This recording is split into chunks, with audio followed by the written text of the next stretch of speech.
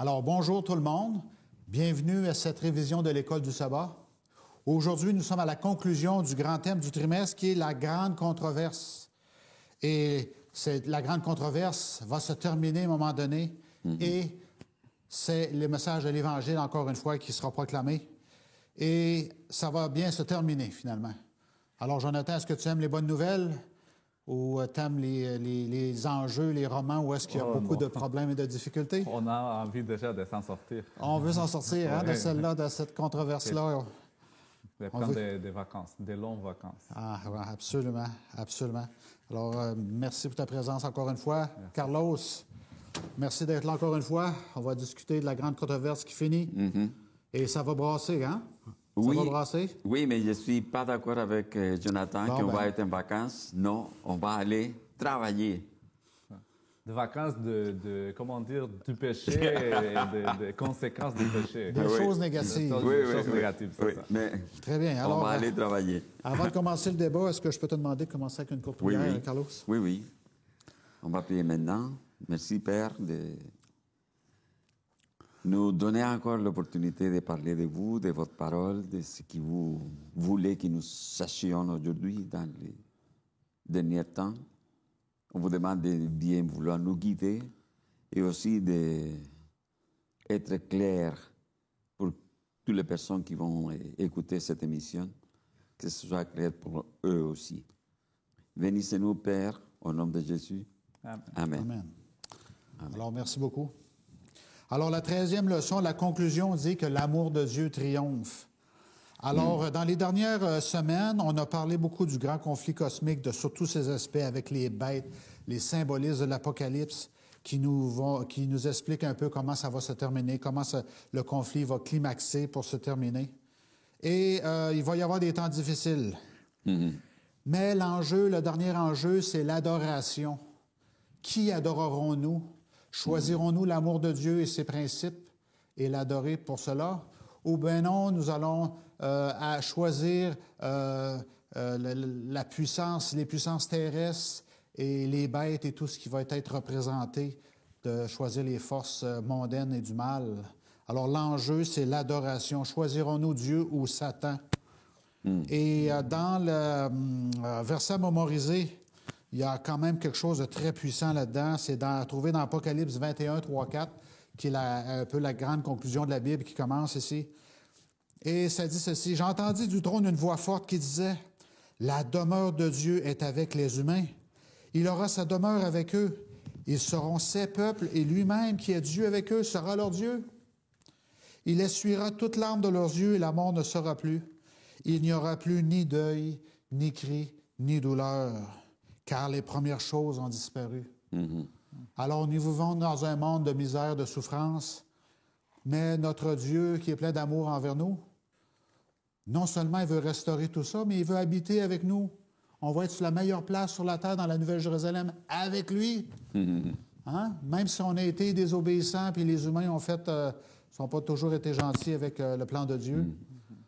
Le plan de Jésus, c'est de vivre avec nous, qu'on soit avec lui chaque jour, comme Carlos s'est dit, pour travailler pour lui, être actif pour lui, pour être des ambassadeurs, le représenter partout dans l'univers. Alors, c'est incroyable. Hein, c'est comme un vrai père. Non, il dit, vous allez habiter avec moi. Il aura sa demeure avec nous. Incroyable. Alors, c'est un peu ça, malgré, dans les semaines passées, on a vu qu'il y avait beaucoup de choses difficiles qui allaient arriver. Mais on avait l'exemple dans l'introduction que même Franklin Roosevelt, durant la Deuxième Guerre mondiale, que lui-même était un homme qui avait beaucoup souffert, qui était handicapé, mais il dit non, nous vivons d'espérance. L'espérance, c'est ce qui fait vivre l'humanité. Il y a Albert Einstein aussi qui a dit « Apprenez d'hier, vivez pour aujourd'hui et espérez pour demain. » Alors l'être humain a été créé pour rêver, avec cette notion de l'éternité avec lui. Alors, c'est incroyable. Et Dieu ne nous laisse pas tomber là-dedans. Au travers de l'Apocalypse, le livre de la Révélation, c'est un livre d'espoir. Pour aujourd'hui, demain et à jamais. Et cette grande controverse-là, entre le bien et le mal, se terminera. Dans dimanche, on nous parle qu'il va y avoir un temps de détresse juste avant le retour du Christ, comme il n'y aura jamais eu dans le passé. Et ce sera comme un accouchement. Et nous vivons ces aspects-là aujourd'hui que Jésus a décrit dans Matthieu 24. Il y aura des guerres, il y aura des souffrances, des plaies, tout ça. Et ça va devenir de plus en plus nombreux, de plus en plus fort. Et spirituellement, on a dit que ce qui était important dans tout ça, c'était l'adoration. Allons voir Apocalypse 22, 11 et 12 pour nous mettre un peu sur la traque spirituelle. Qu'est-ce que ça nous dit? 22, verset 11.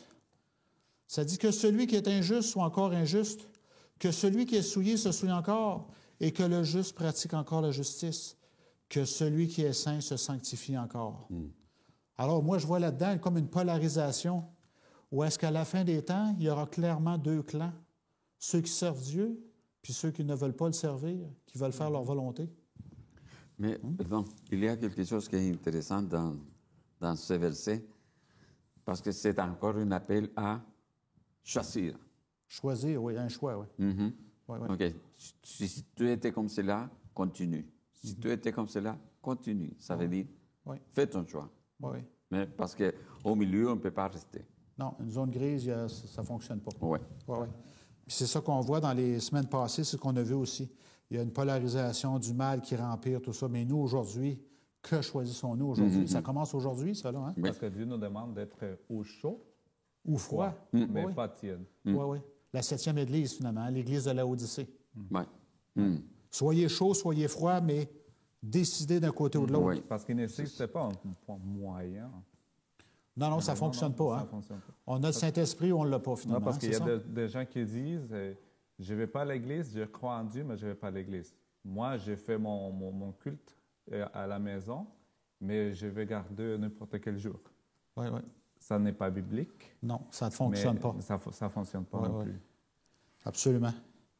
Allons voir Jérémie 30, versets 5 et 7 aussi, qui parle de ce temps-là dans le futur, très, très loin dans le futur. Et ça nous donne une image un peu... Jérémie 30. Ancien Testament, Jérémie 30. Et Jérémie, lui, il prêchait, sa prophétie était sur le fait qu'Israël allait tomber par Babylone. 30, versets 5 à 7. Ainsi parle l'Éternel, nous entendons des cris d'effroi. C'est l'épouvante, ce n'est pas la paix. Informez-vous et regardez si un homme enfante. Hein, on parle de l'accouchement, vous voyez, on parle de la fin des temps encore, comme Jésus le fait. Pourquoi vois-je tous les hommes les mains sur leurs reins, comme une femme en travail? Pourquoi tous les visages sont-ils devenus pâles? Malheur, car ce jour est grand. Il n'y en a point eu de semblable. C'est un temps d'angoisse pour Jacob, mais il en sera délivré. Alors, quand on parle de ce jour dans la Bible, on fait toujours référence à ce dernier jour où est-ce que Jésus va revenir pour revenir chercher ses enfants, alors que la terre va se tomber en ruine.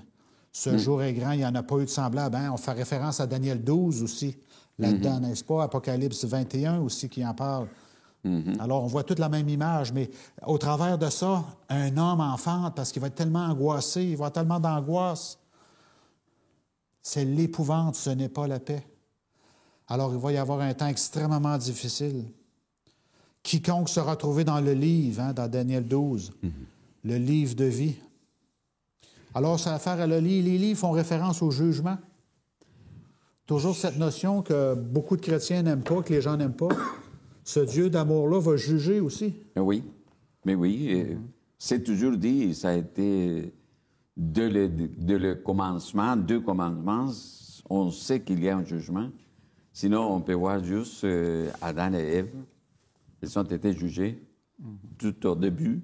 Oui. Donc, pourquoi on devrait penser qu'après cela... C'est disparu, oui. Non, ça s'est évaporé. Oui, non, pas du tout. Et l'histoire nous montre qu'il y a eu un jugement. Jésus, il a été jugé même si il n'avait pas pourquoi être jugé, mais il a été jugé, il a été condamné en plus. Donc, il y a beaucoup de appels au rappel à qu'il faut être, aperçu qu'il va y avoir un jugement toujours. Toujours. Ça peut être hier, aujourd'hui ou demain. Et je me souviens que j'ai entendu parler une fois deux choses. Un, quand une personne il va décéder, il a été jugé, et en plus, il sera avec Jésus. Deux choses tout de suite. Premièrement, pourquoi? Pourquoi est-ce qu'il a été déjà jugé? À cause que quand il va revivre, ressusciter, la première ou la deuxième, il va avoir déjà un résultat. Et deuxièmement, parce que au moment qu'il va ressusciter, la première ou la deuxième, il va voir Jésus quand même. Donc, il faut être comme conscient de cela. À un moment qu'on va partir de ce monde, OK, il y a un jugement. Et, parce qu'on ne peut pas savoir, et comme on dit, j'ai entendu dire cela aussi, et peut-être que ton nom il est en train de passer maintenant. Personne ne le sait. Donc, tant que message, ce n'est pas bon, à mon avis, parce que personne ne le sait. C'est juste qu'on va savoir le moment qu'on va décéder et quand on va revenir à la vie pour la première ou pour la deuxième résurrection. C'est en ce moment qu'on va savoir, il avait vraiment une... Ben oui. OK? Ceux qui n'ont pas voulu croire en l'histoire de Jésus vont le voir. Oui, ils vont le voir quand même. On va dire, wow, j'ai manqué quelque chose de gros, j'ai manqué le bateau. Oui. Hein? Même les scientifiques, parce que la science... Même les scientifiques qui ont voulu croire à la science, il y a quelque chose au-delà. Parce qu'ils disent que la science est base au fait, ce qu'ils peuvent voir et toucher. S'ils ne voient pas, ça n'existe pas. Alors, ça continue. La science dépense beaucoup d'argent, des milliards de dollars, pour savoir, pour savoir d'où ce qu'on vient.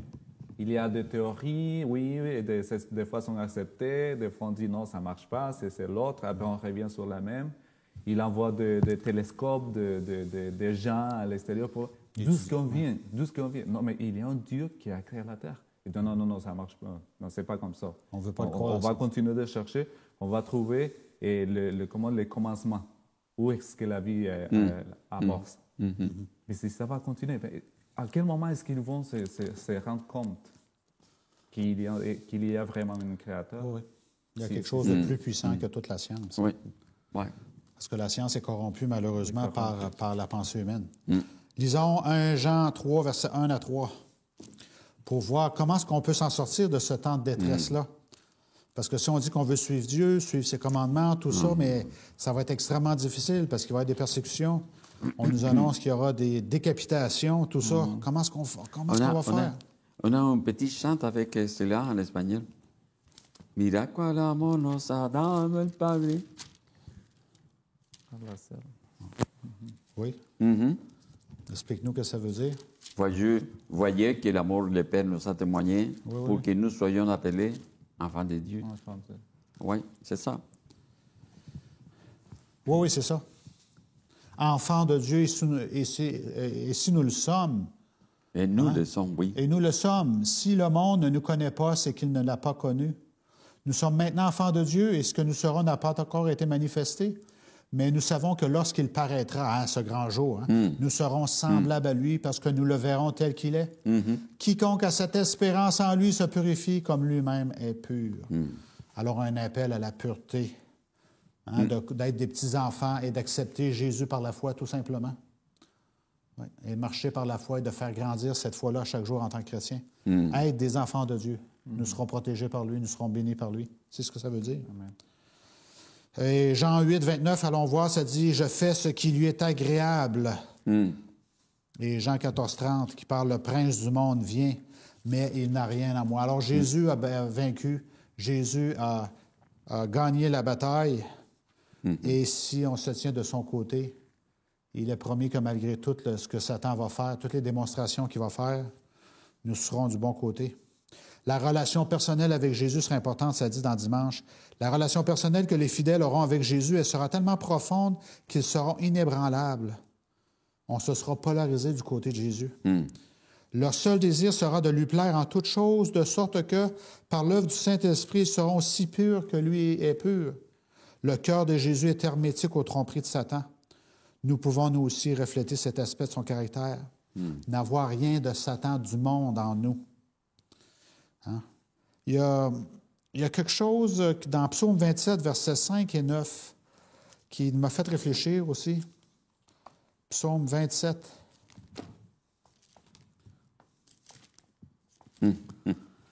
Versets 5 et 9. 5 dit ceci. Psaume 27, verset 5. Car il me protégera dans son tabernacle au jour du malheur. Il me cachera sous l'abri de sa tente. Et il m'élèvera sur un rocher. Alors, ça nous parle ici que le salut nous est assuré. Est-ce que ça dit que ça va nous protéger des persécutions et des choses économiques qui vont faire contre nous? Non. Non. On va souffrir comme les autres. Hein? Mais notre vie sera protégée. Et Dieu nous donne l'assurance de son salut, nous protéger. Il va s'occuper à ce que nous puissions être du bon côté de la résurrection. Je pense que là, c'est un point dans lequel on doit mettre beaucoup d'emphase.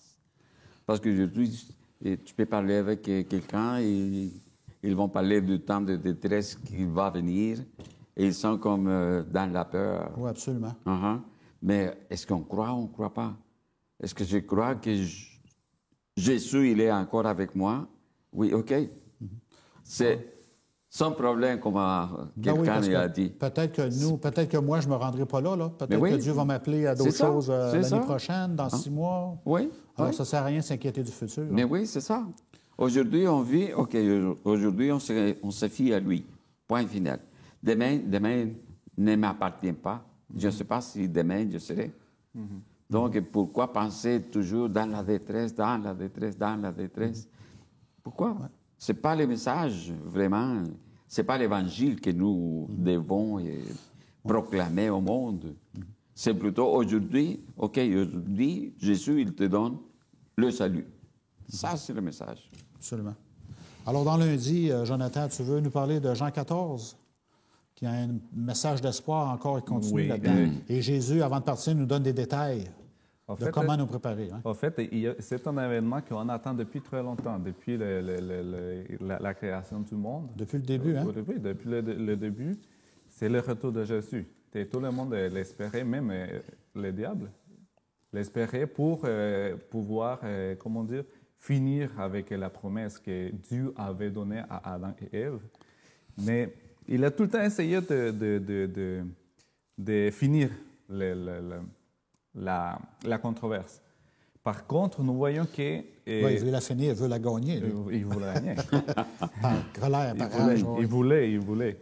Et il y a toujours, nous avons vu dans l'histoire et dans la leçon, tous les trimestres, qu'il y a des gens qui s'attachent à la promesse. Il attend toujours le retour de Jésus.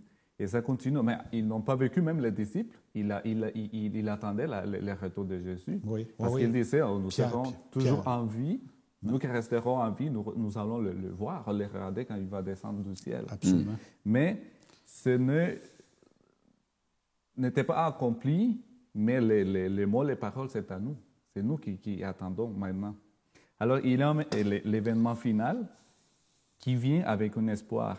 Mais dans cet événement, il y a deux sortes de détresse, comme nous l'avons vu lundi, mais ici, on pouvait le voir plus clairement.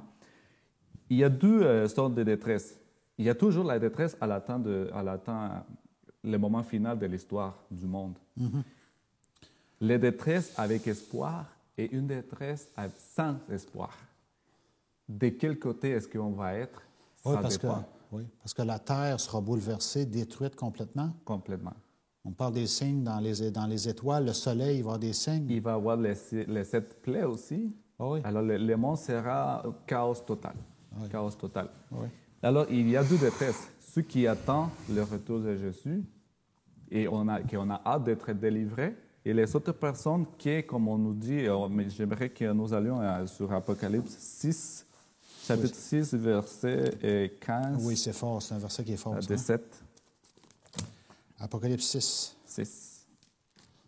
Versets 15 à 17. Et ça dit, Les rois de la terre, les grands, les chefs militaires, les riches, les puissants, tous les esclaves et les hommes libres se cachèrent dans les cavernes et dans les rochers des montagnes. Et ils disaient aux montagnes et aux rochers, tombez sur nous et cachez-nous devant la face de celui qui est assis sur le trône et devant la colère de l'agneau. Car les grands jours de sa colère est venu. Et qui peut subsister? Alors, ces gens-là sont à un moment de détresse sans espoir. C'est les Il n'y a puissants. plus d'espoir. C'est les puissants de la terre, là. Ils sont supposés avoir une solution, puis ils n'ont pas de solution. Oui, c'est ça, les grands de la terre. C'est peut-être les J8 qu'on appelle, les J5. C'est les grands des Nations Unies aujourd'hui. Oui, c'est ça. Et alors, comme Carlos disait tout à l'heure... Puis leur solution, c'est tomber sur nous, montagne, et cachez-nous, on n'est pas capable. Ça nous fait peur. Mais à ce moment-là, ils ont déjà fait un choix. Quand ils disent il n'y a pas d'autre option pour eux. Il n'y a pas d'autre option. Ils disent ces paroles, ils ont déjà fait un choix. Il n'y a pas de comment dire, il ne peut pas reculer. C'est fini. Par contre, si on va à Ésaïe 25, 8 et 9, Ésaïe 25, 8 et 9. Oui, Ésaïe, quand on se remet en contexte, Ésaïe, c'est une petite Bible dans la grande Bible. Alors, ça parle de tout aussi. Et Ésaïe parle de ce jour, de ce grand jour aussi. Aussi. Oui. Versets 8 et 9. 25, 8 et 9. Il engloutit la mort pour toujours. Le Seigneur l'Éternel essuie les larmes de tous les visages. Il fait disparaître de toute la terre l'opprobre de son peuple, car l'Éternel a parlé. En ce jour, l'on dira, voici, c'est notre Dieu en qui nous avons confiance. Et celui qui nous sauve, c'est l'Éternel en qui nous avons confiance. Soyons dans l'allégresse et réjouissons-nous de son salut. Voilà, c'est l'autre page. Et malgré toutes ces choses-là qui sont en train de tomber, eux, ils ont confiance en Dieu, puis ils se réjouissent. Confiance en Dieu. Ils se réjouissent et ils arrêtent de pleurer, puis d'opprobre. C'est le contraire du groupe que nous avons lu en Apocalypse. Ils disent en montagne qu'ils tombent sur eux, les pierres aussi, mais eux, non. Ils sont contents. Ouais. Ils commencent à chanter, ils disent « Réjouissons-nous ». Sur la même terre. Puis il y a deux résultats différents. Et c'est les mêmes événements. C'est les mêmes événements. Alors, si l'on va lire Jean 14, 1 à 3, j'aimerais que ce sont les paroles d'espoir. Ce sont des belles paroles, hein, que c'est important de mémoriser ces choses-là. Que votre cœur ne se trouble point. C'est 14. Tu veux que je le lise? Oui, c'est. Que votre cœur ne se trouble point. Croyez en Dieu, croyez en moi. Il y a plusieurs demeures dans la maison de mon Père. Si cela n'était pas, je vous l'aurais dit. Je vais vous préparer une place. Et lorsque je m'en serai allé et que je vous aurai préparé une place, je reviendrai et je vous prendrai avec moi, afin que là où je suis, vous y soyez aussi. Vous savez où je vais, vous en savez le chemin. Ce sont des versets qui nous encouragent et qui ont encouragé les fidèles de Dieu à se tenir firmes dans les croyances, dans ceux qu'ils ont cru, les messages qu'ils ont reçus. Il s'en vient nous prendre avec lui, afin d'être réunis avec lui. Ça m'attire l'attention, comme on parlait tantôt, des personnes qui sont croyants, mais ils ont peur, comme Carlos disait tout à l'heure. Et ça m'attire l'attention parce que cette semaine, j'ai parlé avec un collègue, mais ce collègue est croyant, et notre religion X, je ne dirais pas le nom. On a discuté ensemble et on a parlé de la création, on a parlé de la Bible, mais lorsqu'on a touché on a parlé de le retour de Jésus, que Jésus va venir triomphant, il m'a dit calme-toi, trop rapide, tu m'as fait peur.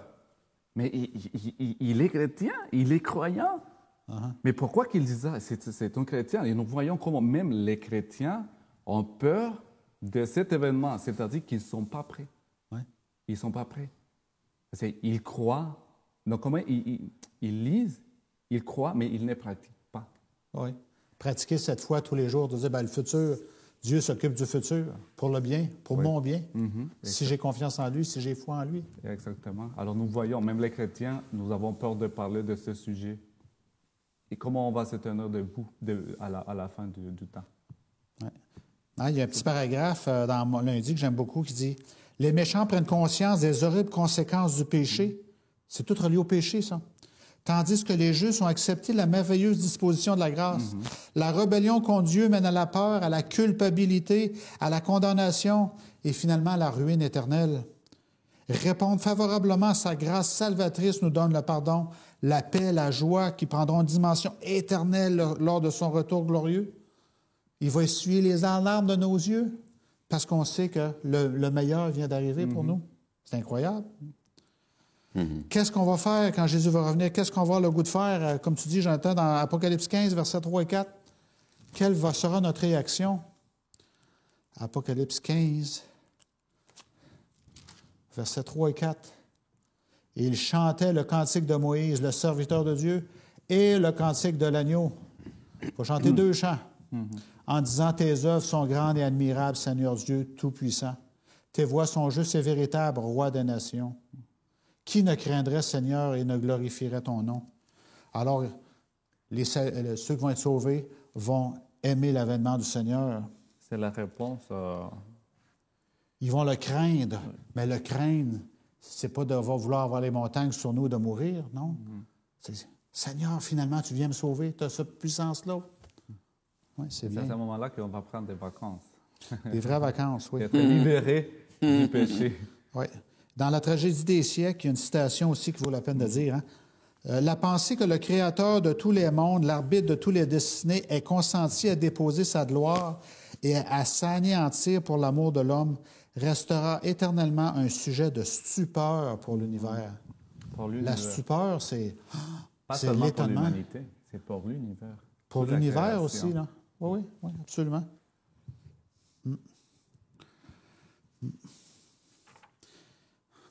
Remarquez la progression des versets. Qu'indique-t-elle sur la dernière guerre de la terre et la victoire ultime du Christ?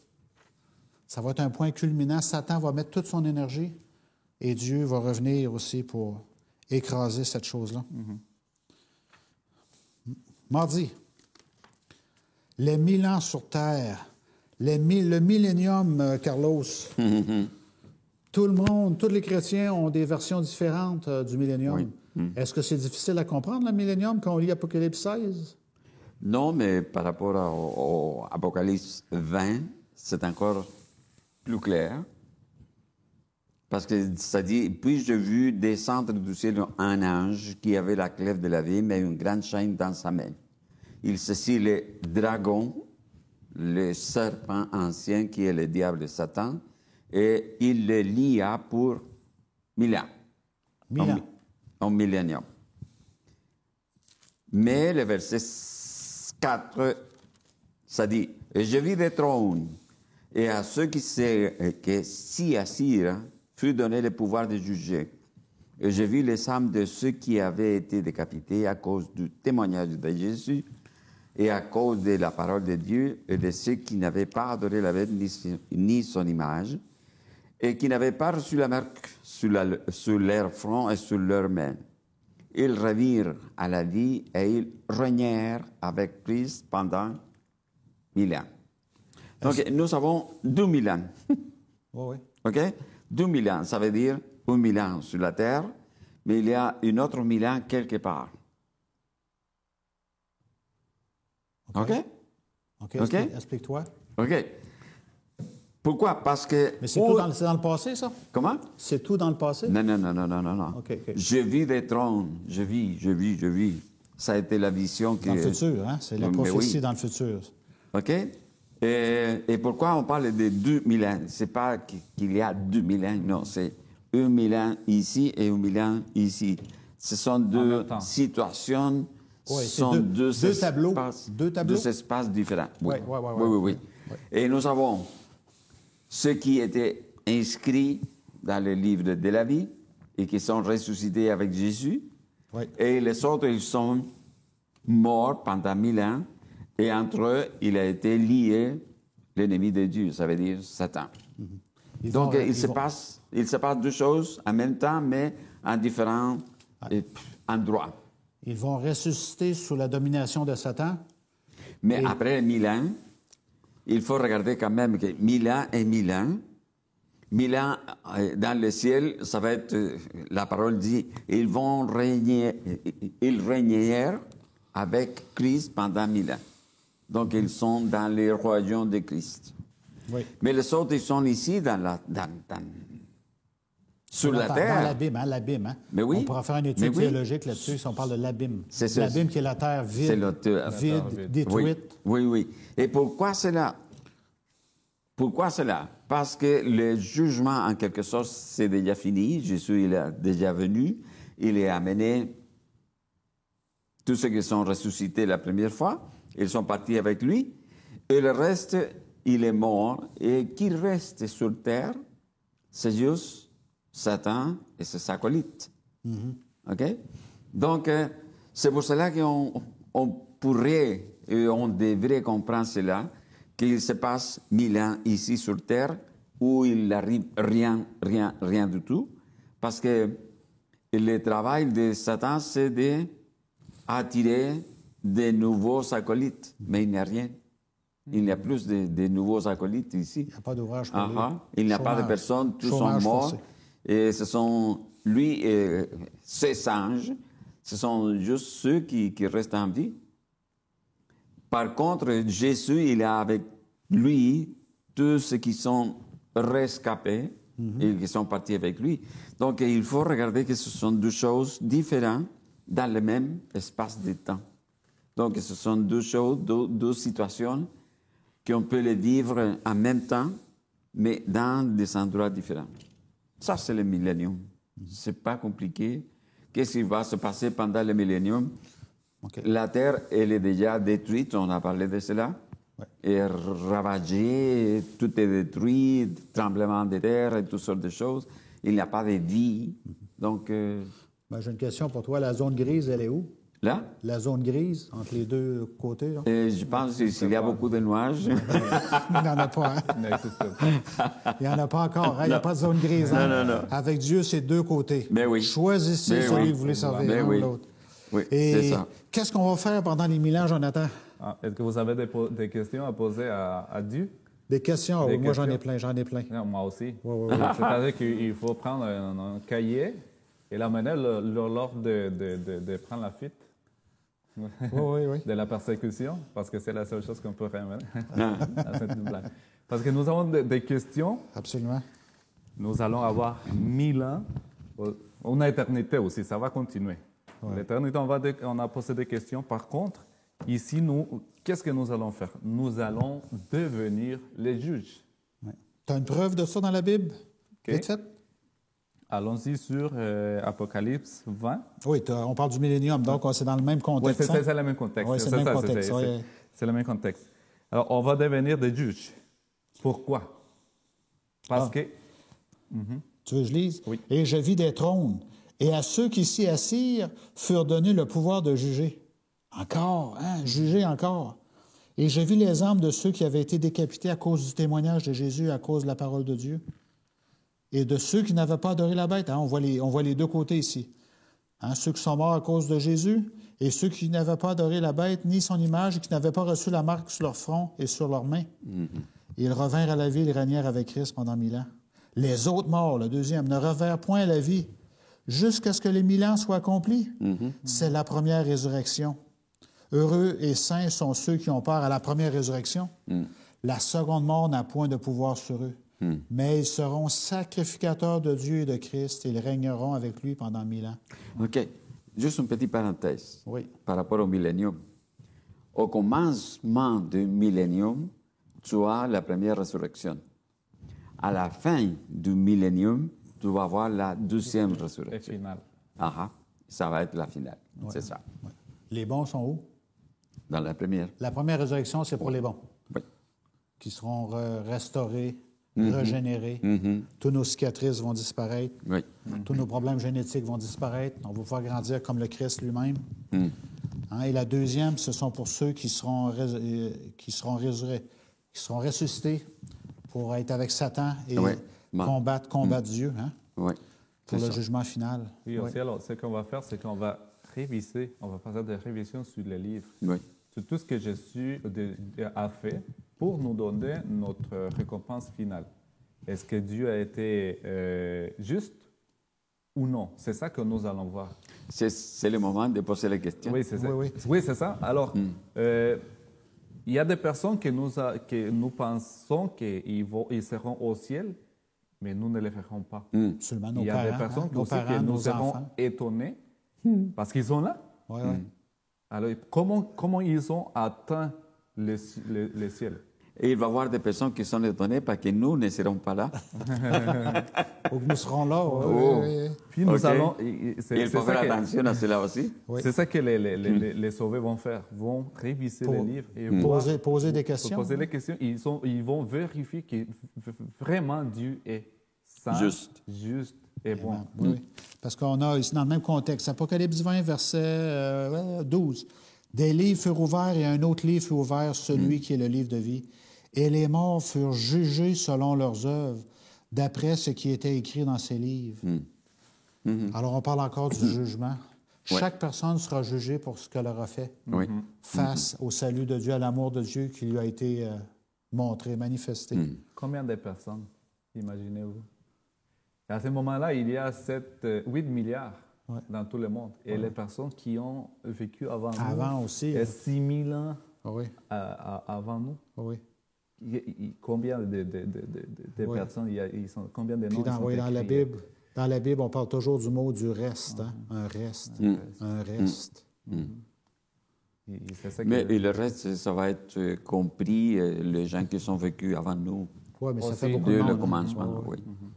Nombreux comme le sable de la mer aussi, Oui, en même temps. c'est En ça. même temps. C'est un reste, mais en même temps, Oui. nombreux comme le sable de la mer, Ben oui. qui sont morts avec espoir. Ouais. avec l'espoir que leur Créateur allait les réchapper, les restaurer.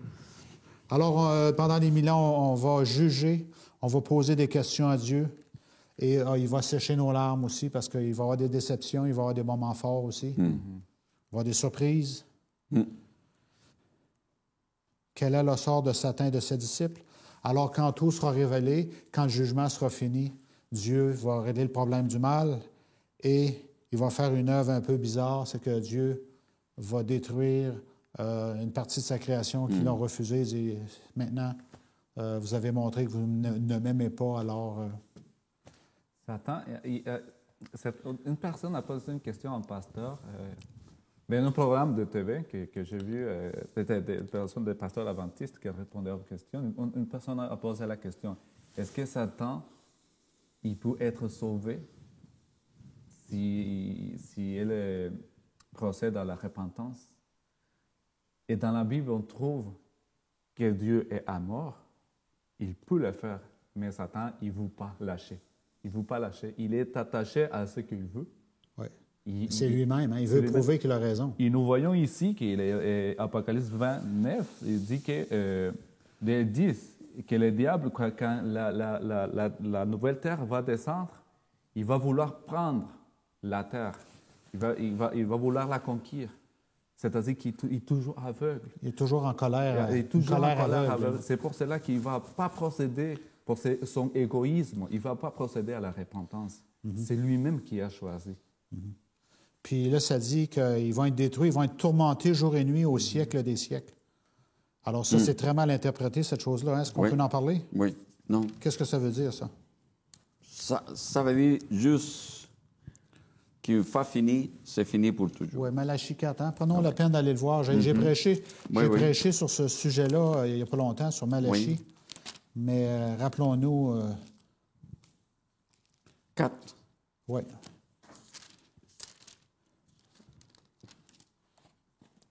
Car voici le jour vient ardent comme une fournaise. Et oui, il va y avoir du feu. Hein? La terre va se nettoyer par le feu, c'est évident.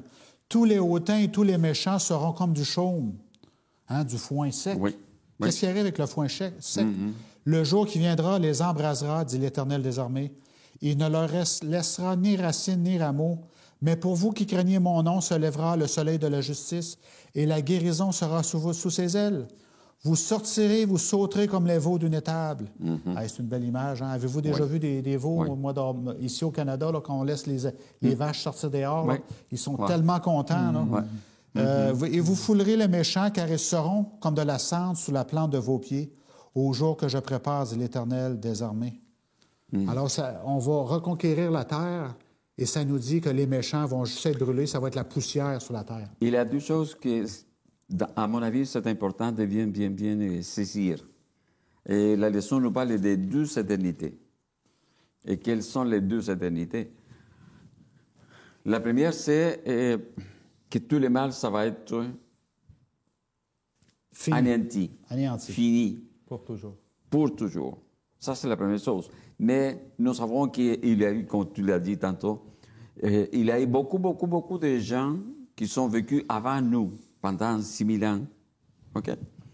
Et ils sont vécus. Et nous avons, en quelque sorte, nous avons un souvenir, au moins, des personnes qu'on a connues et qui sont vécues avant nous. Donc, nous avons quand même un souvenir de cela. Mais par rapport à cela, à la deuxième éternité, notre planète, ça va être purifié encore, pour toujours, et sans relation avec le mal ni avec le péché. Donc notre tête n'aura pas de souvenirs par rapport à cela. Donc il y a deux éternités. Une éternité, tout est fini pour toujours, et l'autre, nous serons comme joyeux pour toujours. Pour toujours, oui. Ouais, c'est ça. La félicité totale, comme on dit, hein, la félicité totale dans la joie. Puis, ça, c'est à ce moment-là qu'il commence la nouvelle création. La terre, il faut que la terre va être comme au début, comme au commencement. La terre était vide.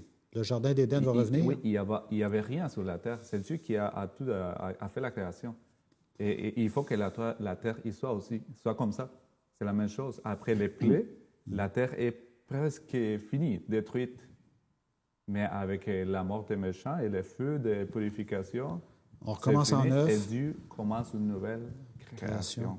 Et là, nous allons voir, nous allons regarder, contempler la nouvelle création. La lumière, ce sera Jésus lui-même qui brillera. Le sol de Jérusalem. Le sol de justice. Le soleil de justice, hein? Cette lumière-là qui sera incroyable. Oui. Merci Seigneur de nous donner cette opportunité-là. Et nous faisons le choix de le suivre, n'est-ce pas, de le choisir dans notre vie. Et de nous donner cet espoir aussi. Ben oui. Tout est bien qui finit bien avec lui. Est-ce que tu veux conclure par une prière, Jonathan? Oui. Prions. Notre Dieu, notre Père céleste, merci Seigneur d'avoir pensé en nous. Merci de ton amour. Merci de l'espérance. Nous avons, Seigneur, étudié dans cet trimestre que oui, il y a des détresses pour ces personnes qui croient en toi, Seigneur, mais qui veulent garder l'espoir parce que tu nous as donné un espoir. C'est pour cela qu'on est ici. C'est pour cela que nous sommes croyants et nous voulons partager l'Évangile parce que c'est une bonne nouvelle. C'est un trésor, Seigneur, que nous ne pouvons pas les garder pour nous. Il faut les partager. Il y a des personnes de cœur dur, Seigneur, qui ne veulent pas entendre. Mais nous savons qu'avec la prière et ton Saint-Esprit, tu vas travailler, tu vas agir sur cette personne. Parce que cette personne, Seigneur, sont aussi tes enfants et tu les aimes. Nous devons travailler, Seigneur, si fort pour les atteindre. Nous te demandons, Seigneur, ton Saint-Esprit en nous et en eux, Seigneur, ces personnes qui ont aussi besoin d'être sauvées, Seigneur. Parce que nous ne voulons pas être égoïstes. Nous voulons partager la bonne nouvelle. Que ceci soit, Seigneur, notre rêve pour partager avec tous et qu'il soit aussi avec toi dans la nouvelle terre. Amen. Au nom de Jésus, nous prions. Amen. Amen. Alors, merci beaucoup pour votre participation. Et à tous, passez une bonne semaine. Et n'oubliez pas que dès aujourd'hui, nous devons faire ce choix de choisir Jésus et son amour, et il ne nous laissera jamais tomber. Le bon côté. Oui, absolument. Soyons du bon côté, Du bon côté. malgré les souffrances, les épreuves. Il y a un espoir. Il y a de l'espoir. Oui. Bonne semaine à tous. Bonne semaine. Bonne semaine.